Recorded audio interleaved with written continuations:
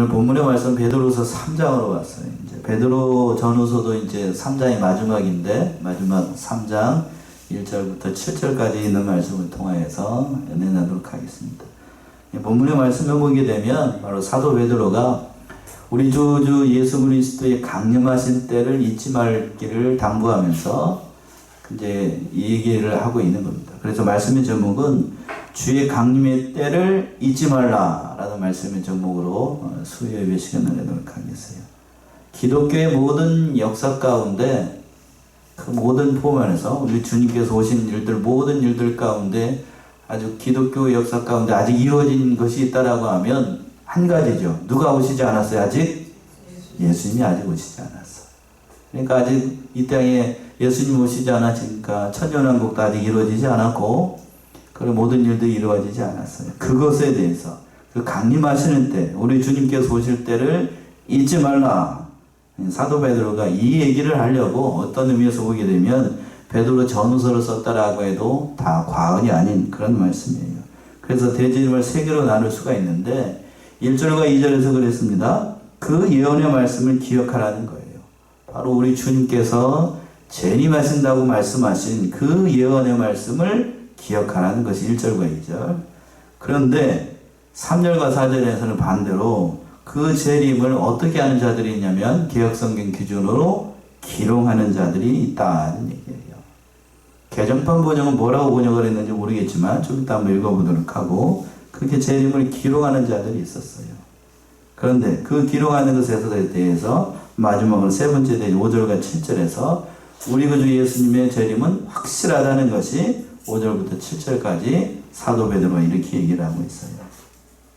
첫 번째는 예수님의 강림의 때를 잊지 말라고 하면서 그 예언의 말씀을 기억하라 라고 얘기하고 있는 겁니다. 1절을 보시면 사랑하는 자들아 내가 이제 이 둘째 편지를 너희에게 쓰노니 이 둘로 너희 진실한 마음을 일깨워 생각하게 하여 사랑하는 자들아 내가 이 둘째 편지를 너희에게 쓰노니 이 둘로 너희의 진실한 마음을 읽고 생각하게 한다. 그러니까 베드로 사도가 지금 이 두 번째 쓰는 편지를 쓰는 이유가 무엇인지 그거를 밝히고 있는 거예요. 그때 당시에 예수 그리스도의 재림에 대해서 회의론자들이 많이 일어났어요. 주님께서 속히 온다고 그랬는데 그랬어요? 속히 온다고 그랬는데 안 와. 몇 년이 지나도록 하나요? 지금 우리 기준으로 2000년 하고도 24년이 지나도록 올 기미가 안 보여. 그런데 여기 베드로 사도가 이것을 쓸 때에는 1세기. 그러니까 2000년 전이라고 자그마치 우리들 기준으로. 그런데 2000년이 지났는데 그 전에는 얼마나 기다렸겠냐고. 그것에 대해서 얘기를 하는 거예요. 그것에 대해서. 그러니까 그 기록하는 자들 뒤에 가서 나오게 되는데 그 사랑하는 자들에게 이 재림에 대한 소망을 주기 위해서 사도 베드로가 이 말씀을 쓰고 있는 거예요. 그래서 사랑하는 자들아 내가 이 둘째 편지를 너에게 쓰는 이유가 바로 거기에 있었다 하는 거예요. 두 번째 편지라고 얘기를 했습니다. 두 번째 편지. 그럼 첫 번째 편지가 있다는 얘기죠. 첫 번째 편지는 뭘 얘기를 하겠어요? 베드로 전서예요. 개혁주의 노선에 있는 사람은 전통에 있는 사람들은 바로 이 앞에 베드로 전서를 얘기를 합니다. 그래서 베드로 전서와 베드로 후서를 가지고 이 둘로 너희의 진실한 마음을 일깨워서 그 하나님의 말씀들을 생각나도록 하기 위해서 이 편지를 쓴다고 하는 거예요. 진실한 마음을 일깨우도록 한다. 원어적인 의미는 순수한 너희의 마음을 각성시키기 위해서 쓴다는 의미가 가까워요. 그러니까 하나님의 순수한 믿음, 그래서 순수한 마음이라고 하는 건 뭘 얘기를 하는 거냐면 분별력을 하는 거예요. 그 어지러운 세대 가운데 그 분별력 없이 말하는 그런 사람들의 그 신앙이나 잘못된 사상을 따라가지 않고 하나님의 말씀 무엇인지를 잘 분별해가지고 자신의 신앙을 잘 지켜나가는 것, 거의 그 말씀이 너희의 진실한 마음을 일깨워서 그 믿음의 길을 떠나지 않도록 하기 위해서 바로 이 베드로 전서 그리고 또 뭐요? 베드로 후서를 쓴다는 얘기예요. 영적인 분별력을 가지도록 하기 위해서. 자, 요한 1서로 한번 가보세요. 사도 요한도 이렇게 얘기했습니다. 요한 1서 3장 2절과 3절. 사랑하는 자들아, 우리가 지금은 하나님의 자녀라. 장래에 어떻게 될 것은 아직 나타나지 아니하였으나 그가 나타내심이 되면 우리가 그와 같을 줄을 아는 것은 그의 계신 그대로 볼 것을 인함이니 주를 향하여 이 소망을 가진 자마다 그의 깨끗하심과 같이 자기를 깨끗하게 하느니라. 예, 3절에서 그랬어요. 주를 향하여 이 소망을 가진 자마다. 이 소망이라고 하는 것은 바로 우리 구주께서 어떻게 되실 날 재림하신 그런 소망을 가진 자들이. 그런데 지금 우리가 그게 아직 나타나지 않았어. 사도 바울 기준으로, 사도 베드로 기준으로 금방 오신다고 해서 즉시 오신다고 했는데 근데 아직 안 왔어. 아직 안 왔어. 그런 소망을 가진 자들이 이 말씀을 잘 깨달아서 나를 기록하는 예수님의 재림에 대해서 기록하는 모든 사람들에 대해서 잘못된 진리를 잘 분별하라고요. 그래서 2절 보시면 2절 사랑하는 아니 맞지? 예, 베드로후서 2장 3장 2절. 곧 거룩한 선지자의 예언한 말씀과 주 되신 구주께서 너희의 사도들로 말미암아 명하신 것을 기억하게 하려 하노라.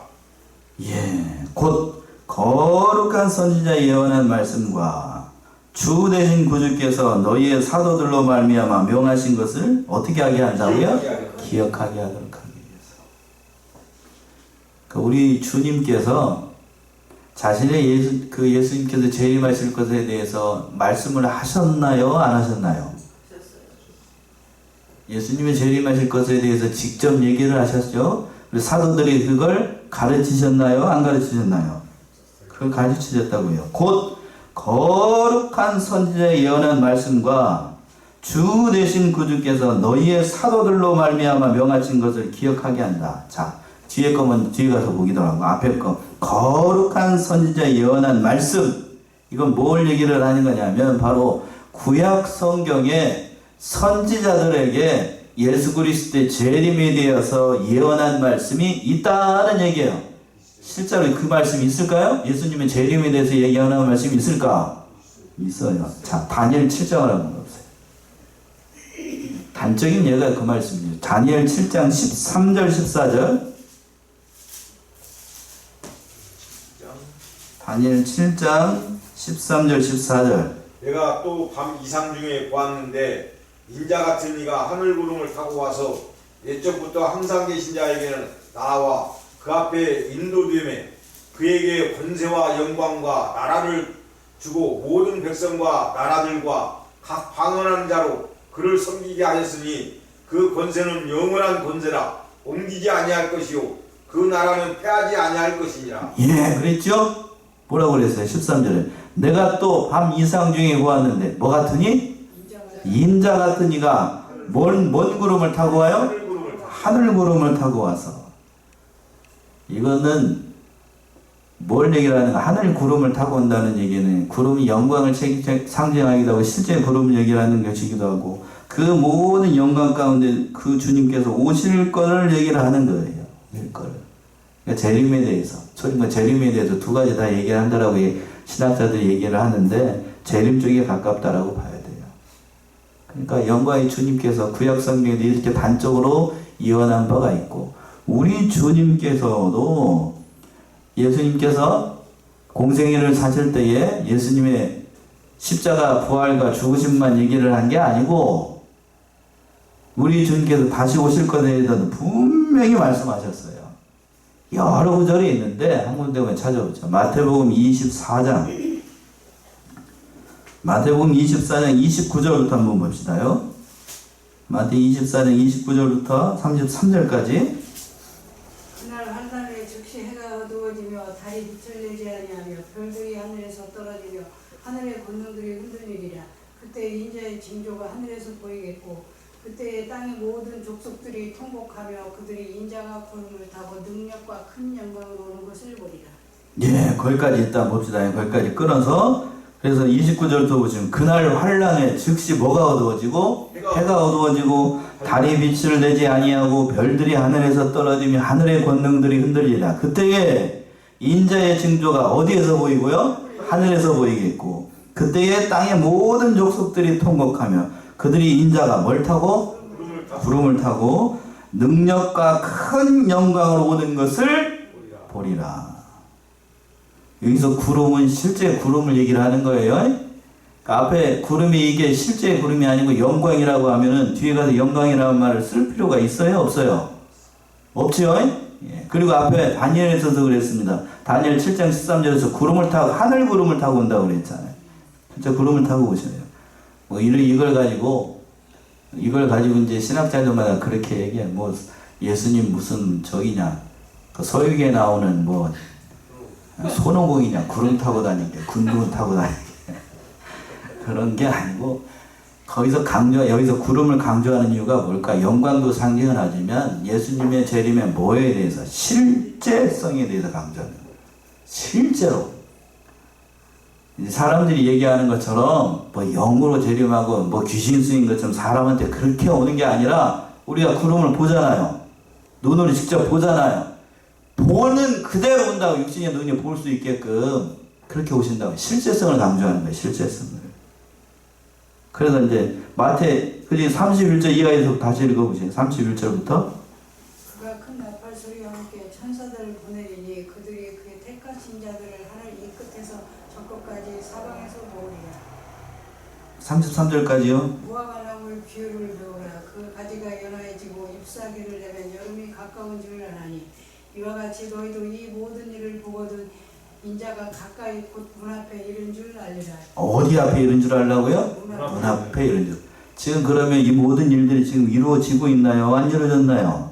이루어지고 있어요. 그러니까 지금 예수님, 우리 교회 기준으로 얘기한다라고 하면 저 뒤에 들어올 때에 저 쪽문은 열고 들어오신 거고, 지금 자동문의 셔터를 누를까 말까 하고 있는 거예요. 누르면 어떻게 되는 거죠?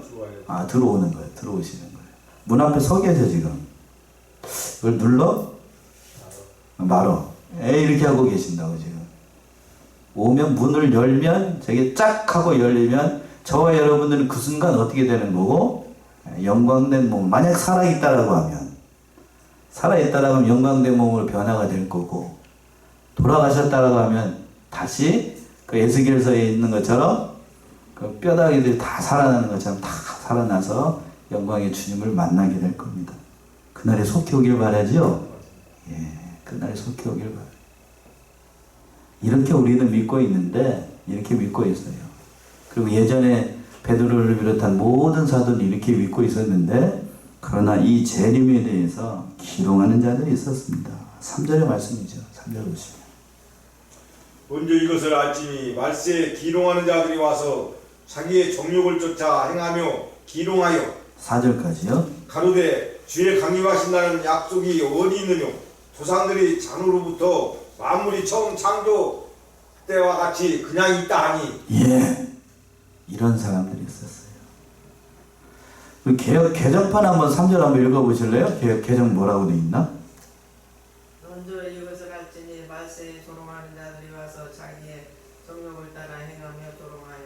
예, 거기서는 개혁 성경은 뭐라고 돼 있고 기롱이라고 돼요. 개정판은 뭐라고 돼 있고 조롱이라고 되어 있습니다.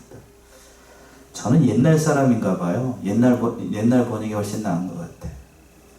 조롱보다는 기롱이 더 뭐라고 얘기를 해야 됩니까? 깊이가 있죠. 예, 깊이가 있어요. 먼저 이것을 알지니, 그러니까 무엇보다도 이걸 우리가 말해야 된다는 얘기예요. 예수 그리스도의 재림이 가까워지게 되면 뭐하는 자들이 많이 일어난다? 기롱하는 자들이 많이 일어난다. 예수님께서도 그랬죠. 마태복음 그 24장 그 위에 상반절에 써보시게 되면, 말세가 되면 사람의 미혹을 받지 말라고 그랬어요. 그랬죠? 사람의 미혹을 받지 말라.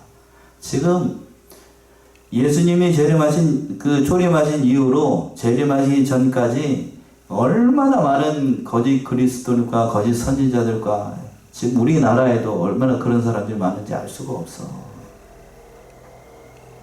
엊그저께도 왔어요. 또 요즘 신천지들이 전략을 짰나? 한 사람 한 사람씩 이름을 바꿔가면서 편지를 보내. 집사람이 그걸 보더니 절반으로 딱 짜겨버렸어. 참.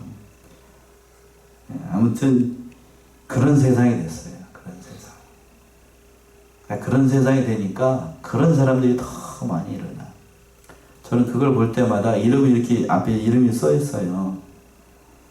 참 불쌍한 사람이다. 하는 거예요. 불쌍한 사람. 성경 기준, 오늘 성경 말씀으로 기준으로 한다라고 하면 뭐 하는 사람이라는 거예요. 그런 사람이니까. 불쌍한 거예요. 불쌍한 거. 알지 못하니까. 제대로 알지 못하니까 거기에 미혹에 넘어가서 그런 사람들을 따라서 그게 마치 진리인 것처럼 그 길을 따라가는 겁니다. 그러나 그 결국은 뒤에서도 나옵니다만 무슨 심판이 기다리고 있냐면 물심판 아니고 무슨 심판? 불심판이 기다리고 있어요. 꼬실라져, 꼬실라져. 그때. 참 불쌍한 거예요. 불쌍합니다. 그런데 이 사람들이 뭐를 쫓아서 이렇게 행한다라고 되어 있냐면 자기의 뭐를 따라서 정욕을 쫓아서 행하며 또 기록한다라고 되어 있어요. 자신의 정욕을 따라서. 그러니까 이 사람들은 자신의 욕심을 따라서 자기의 정욕을 쫓아서 그 모든 사람들을 미혹하고 예수님의 재림에 대해서 기록한다는 얘기예요. 근데 여기서 자신의 정욕이라는 얘기는 목사님 강의에서 보니까 아주 솔깃한 표현이 있더라고요. 그러니까 욕심, 자신의 육신적인 욕망뿐만 아니라 자신의 지혜와 사상을 가지고 그 사람들을 미혹한다라고 얘기를 했어요. 맞는 얘기예요. 지금 이 시대가 자기 가지고 있는 지혜와 사상을 가지고 영적으로 전쟁하라는 그러한 시대가 됐어요. 그렇죠? 예, 얼마나 많은 사람들이 자기가 가지고 있는 지혜, 자기가 가지고 있는 사상을 가지고 미혹을 하는지 알 수가 없어. 사상전이야 이제 계시록에도 나옵니다만 호남말, 청황색말이 나와가지고 온갖 사상으로 혼란스럽게 만들어. 그러니까 진리, 오늘날 신천지 교리에 왜 성도들이 많이 넘어가냐면 얼핏 들었을 때에는 그냥 우리 일반 교회에서 얘기하는 거하고 별반 다르지 않은 것 같아. 근데 거기에 따라가게 되면 못 끌려가는 것처럼 계속 끌려가다가 나중에는 어디가 있어요? 저 삼천포에가 있어. 그렇게 되는 거예요. 그렇게 돼. 결국엔 내가 아차차 하다가 자만치가 이제 정신 차려보니까 딴 데가 있어. 예, 그렇게 돼. 그렇게. 바로 그런 사람들이 행하는 거예요. 그런 사람들. 자신의 욕심을 따라서 성도들을 미혹하고 그렇게 해서 결국에는 망하는 길로 인도하는 그런 사람들이에요. 그래서 4절 보시면, 4절 다시 한번 읽어보시면 가로되 주의 강림하신다는 약속이 어디 있느뇨? 조상들이 참후로부터 만물이 처음 창조할 때까지 때와 같이 그냥 있다 하니. 예, 그 기록하는 자들이 이렇게 주님의 재림에 대해, 예수 그리스도의 재림에 대해서 이렇게 조롱을 한다고요. 뭐라고 얘기를 하냐면, 그래야 상반절에서 그랬죠. 주의 강림하신 약속이 어디 있느냐. 성경에 어느 구절에 예수님께서 재림한다는 약속이 있느냐 하는 거예요. 있었습니까? 없었습니까? 있어요. 있어요. 그러나 이때 당시에는 베드로가 이 신학시대를 이끌고 있을 때에는 구약 성경만 알고 있었기 때문에 다니엘서나 에스겔에 있는 그런 말씀들 같은 경우에는 성경을 제대로 아는 사람만 알 수가 있어요. 그렇죠? 신약성경이 완성되지 않은 때였기 때문에 그냥 우리는 신약성경이 완성된 이 시대를 살아가고 있으니까 그 사람들에 비하게 되면 예수님의 재림에 대해서 예수님께서 분명히 말씀하신 바이고 천사들이 예수님께서 승천하실 때 천사들이 직접 얘기를 한 말이니까 확실하다고요. 확실해. 그리고 그 사도들이 그 예수님의 증거의 재림에 대해서 분명히 얘기를 했다고요. 자, 예수님께서 말씀하신 건 찾아봤으니까 천사들이 얘기한 건 뭐라고 얘기를 했을까? 한번 찾아볼까요? 사도행전 1장 11절이죠. 천사들은 뭐라고 증거를 했을까? 사도행전 1장 11절.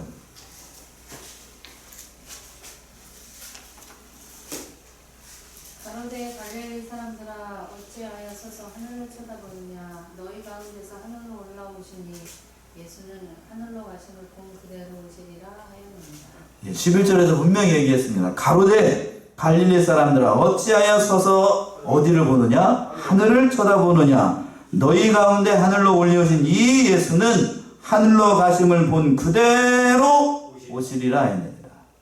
본 그대로 어떻게 된다고요? 다시 오신다고요. 누가 얘기를 하는 거예요? 천사들이 이렇게 증거를 한 거라고.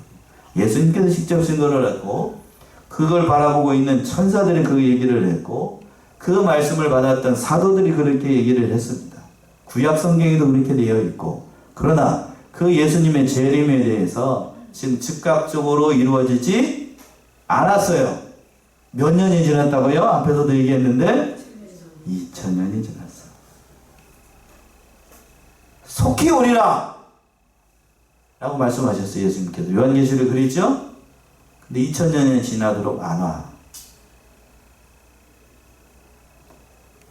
그러니까 종교개혁 시대나 지금 이 시대나 그리고 한참 전에 초대교회 당시 때에 예수 그리스도께서 진짜로 오실 것인가에 대해서 그 사람들이 큰 불안에 쌓여 있었던 거예요. 정말로 예수님께서 다시 오시는가? 우리가 살아있을 동안에 정말로 오시는가? 죽으면 끝이 아닌가? 라고 생각을 했다고요. 얼마나 불안했겠냐고요. 속히 온다고 그랬는데 몇 년이 지나도록 1000년이 2번 지나도록 오실 기미가 안 보여. 그러니까 그걸 보고 옆에서 보고 있었던 사람들이 이렇게 얘기를 하는 거예요. 4절처럼 기록을 하면서. 오신다고 속히 온다고 했다면서 지금 몇 년이 지나도록 안 온다고? 2000년이 지나도록 안 오니까 하나님이 죽었나 보네. 약속을 못 지키네. 능력이 없는 신이네. 라고 얘기를 한다고요. 그러면서 또 주장을 하기를 그 하반절에서 뭐라고 그랬습니까? 조상들이 잔 후로부터 만물이 처음 창조됐다고 같이 그냥 있다고요. 하나님께서 천지 만물을 창조하셨다고 하는데 그 처음 창조된 이후로 지금까지 계속해서 역사는 흘러가고 있어요.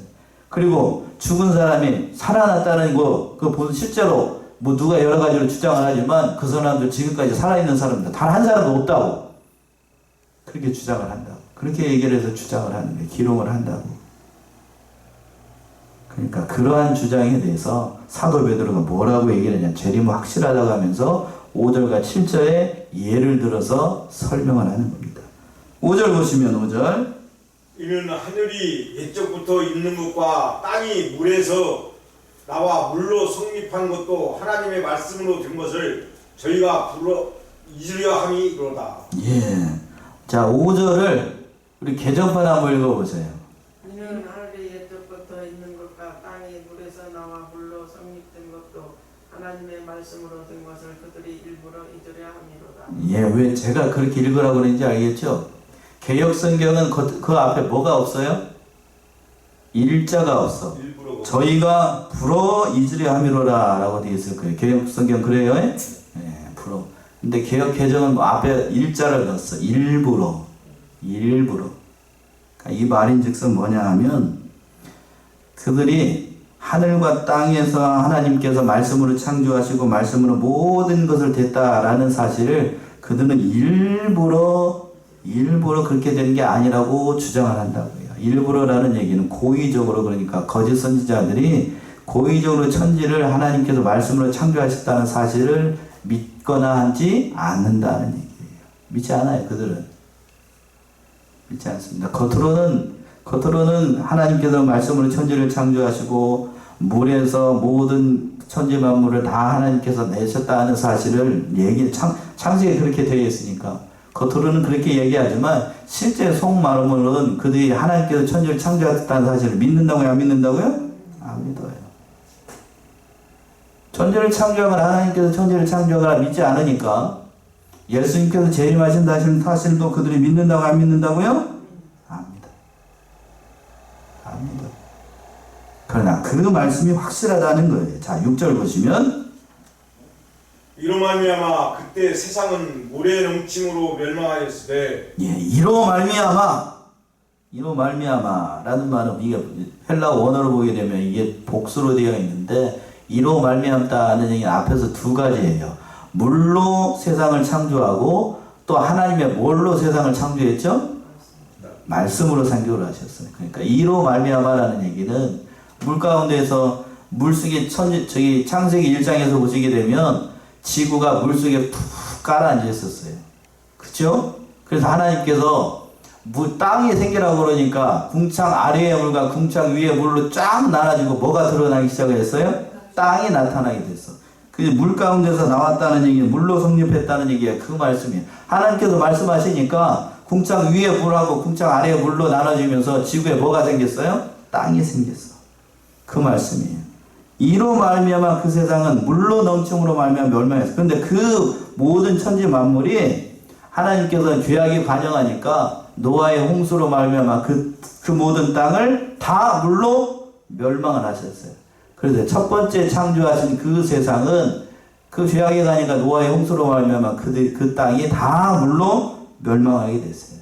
그런데 마지막 심판은 어떻게 되는가 하면 7절에 있는 말씀이 그 말씀이죠. 7절 보시면 이제 하늘과 땅은 그 동일한 말씀으로 불사르기 위하여 간수하신 바 되어 경건치 아니한 사람들의 심판과 멸망의 날까지 보존하여 두신 것이니라. 예. 첫 번째 세상은 죄악이 관영하니까 노아의 홍수로 말미암아 그들이 물심판으로 다 멸망을 했고, 두 번째 이제 뭐가 남았냐면 그 7절에 있는 것처럼 이제 하늘과 땅은 그 동일한 말씀으로 뭐 하기 위해서?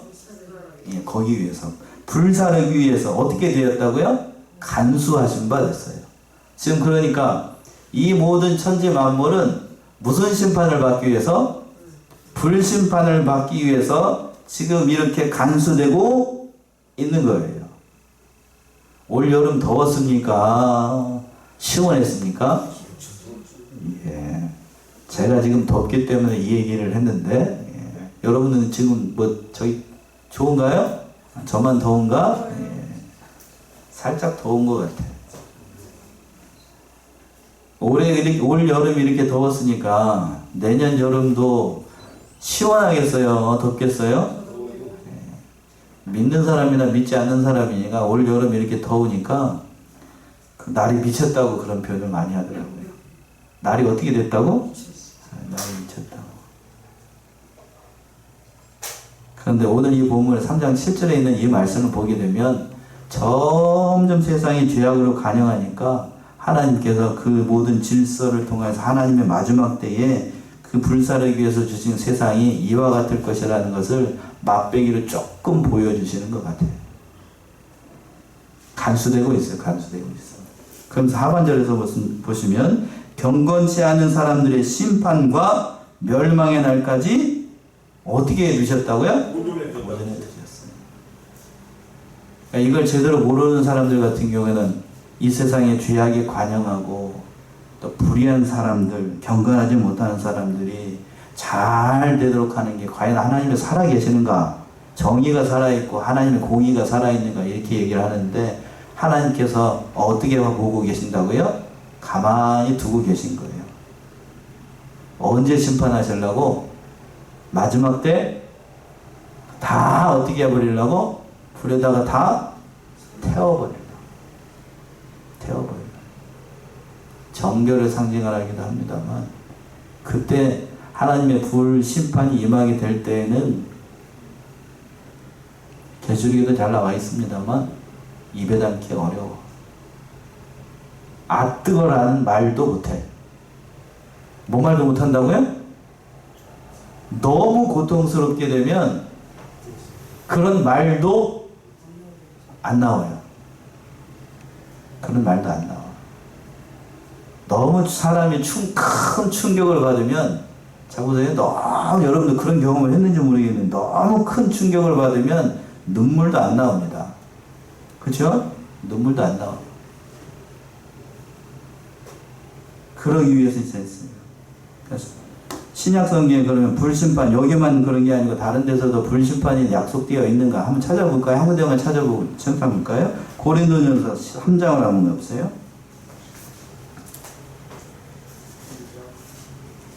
3장, 고린도전서 3장 13절. 각각 공력이 나타날 터인데 그날이 공력이 밝히리니 이는 불로 나타내고 그 불이 각 사람의 공력이 어떠한 것을 시험할 것입니다. 15절까지요. 만일 누구든지 그 일에 세운 공력이 그대로 있으면 상을 받고 누구든지 공력이 불타면 해를 받으리니 그러나 자기는 구원을 얻되 불 가운데서 얻은 것이 같으리라. 어디에서 나온 것 같다고요? 불 가운데서 불 가운데서. 무슨 심판이 있다는 얘기야 그러니까. 심판이 있다. 예, 불심판이 있다. 상급에 대해서 사도 바울이 얘기를 하면서 금이나 은이나 보석과 같은 걸로 잘 지으라고 얘기를 하면서 이 예를 들어서 설명을 하는데, 우리 주님께서 재림하시게 되면 우리들의 믿음 가운데서 잘 행했는지 안 했는지 뭘로 심판하신다고요? 뭘로 시험해 보셔? 불로. 그래서 한번 옆에서 이렇게 딱 했는데 잘못된 걸로 했으면 이렇게 할 때 어떻게 된다고요? 홀라닥 다 타버려. 남는 게 있다고요? 없다고요? 없어. 아무것도 남는 게 없어. 그냥 말씀대로 잘 지은 사람은 그대로 남아있으니까, 남아있는 자체가 뭐라는 거예요? 남아있는 자체가 상급이라는 얘기예요. 그런데 아무것도 남는 게 없어. 자기 몸뚱아리 하나만 딸랑 나와있어. 그것도 홀라당 다 타가지고 머리부터 발끝까지 새카맣게 꽃을 날려가지고 벌거벗음으로 나오게 되면 그렇게 된다고. 그렇게 된다. 남는 게 아무것도 없어. 그날을 위해서 이 땅과 이 세상은 남아있는 거예요. 그러니까 이 말씀을 통해서 사도 베드로는 예수 그리스도의 재림은 어떻다는 얘기예요? 확실하다는 얘기예요. 그러니까 기롱하는 자들, 예수 그리스도의 재림에 대해서 뭐라고 얘기를 하는 사람들, 그런 사람들 미혹받지 말고, 예수 그리스도의 재림은 어떻게 되니까? 확실하니까 그 흔들리지 말고 끝까지 그 믿음의 길을 걸어가라고 얘기하고 있는 말씀입니다. 자, 한 군데만 찾아보고는 말씀 마칠게요. 요한계시록 22장, 이 말씀으로 마쳐야죠. 요한계시록 22장 11절 12절. 계시록 22장. 불의를 하는 자는 그대로 불의를 하고 더러운 자는 그대로 더럽고 의로운 자는 그대로 의를 행하고 거룩한 자는 그대로 거룩하게 하라. 보라, 내가 속히 오리니 내가 줄 상이 내게 있어 각 사람에게 그의 일한 대로 갚아주리라. 예수님의 재림이 가까워지게 되면 이런 사실이 있다는 사실을 늘 기억하라고요. 11절 보시면 불의한 자는 그대로 뭐 할 거고? 불의할 거고. 더러운 자는 또 어떻게 되고? 그대로 더러울 거고. 또 의로운 자는 또 어떻게 되고? 그대로 의로울 거고. 거룩한 자는 또 어떻게 될 거고? 거룩을 지키라고요. 세상이 불의하다, 세상이 의롭지 않다 라고 해서 그 사람들 보고 신들리지 말라고. 너는 뭘 지키라고? 너의 믿음과 너의 신앙의 정조를 지키면 지킨 그대로 누가 심판하신다고요? 예수님께서 심판하시고 복을 주시고 상급을 약속하셨어요. 그러니까 세상 사람들 바라보지 말고 우리는 누구만 바라봐야 돼요? 예수만 바라봐야 돼요. 예수님은 바라보고 주 안에서 승리하는 저와 여러분들이 다 되시기 바랍니다. 기도하겠습니다.